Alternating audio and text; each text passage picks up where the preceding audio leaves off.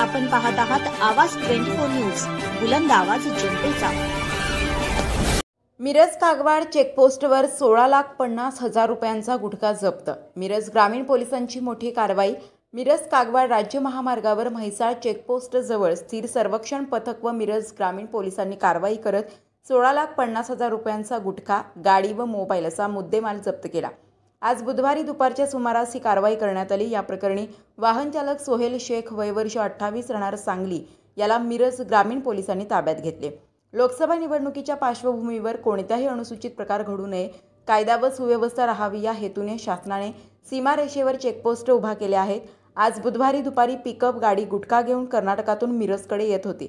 यावेळी कर्नाटक बसच्या आडून ही गाडी पास होत होती। यावेळी पोलीस नाईक प्रवीण कांबळे व पोलीस शिपाई अधिक शेजाळ, पोलीस उपनिरीक्षक पूनम मगदूम यांना शंका आल्याने गाडी अडवली व तपासणी केली असता त्यांना जवळपास 11,60,000 रुपये किमतीचा गुटखा सापडला। स्थिर सर्वेक्षण पथकाचे पथक प्रमुख महेश कुमार लांडे, सुनील कोरे, राकेश शिंदे, राजू पाटील यांच्या उपस्थितीत ही कारवाई करण्यात आली।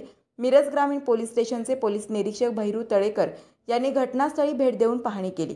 यावेळी मिरज ग्रामीण पोलीस स्टेशनचे विकास भोसले, भारत पवार यांच्यासह कर्मचारी उपस्थित होते। 2024च्या अनुषंगाने म्हैसाळ तसेच शिंदेवाडी येथे आंतरराज्य चेकपोस्ट आणि तसेच SST पथक कार्यान्वित आहे। या पथकाच्या कामगिरीमध्ये अवैध गुटख्याची वाहतूक, अवैध दारू वाहतूक किंवा रोकड यांची तपासणी केली जाते। आज रोजी पथक प्रमुख लांडे साहेब आणि इथे पोलीसच्या पथक प्रमुख महिला पोलीस निरीक्षक मॅडम, शेजाळ लोखंडे आणि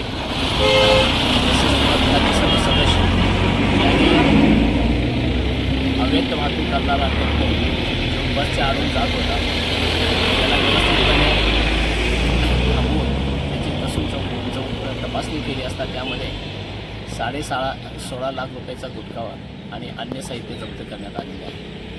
ही कामगिरी अशी चालू राहणार आहे आणि सध्याची कामगिरी माननीय जिल्हाधिकारी, उपजिल्हाधिकारी तसेच पोलीस अधीक्षक यांच्या मार्गदर्शनाखाली सुरू आहे। अशा स्पष्ट बेधडक बातम्यांसाठी आमच्या आवाज 24 न्यूज चॅनलला लाईक, शेअर आणि सबस्क्राईब करा।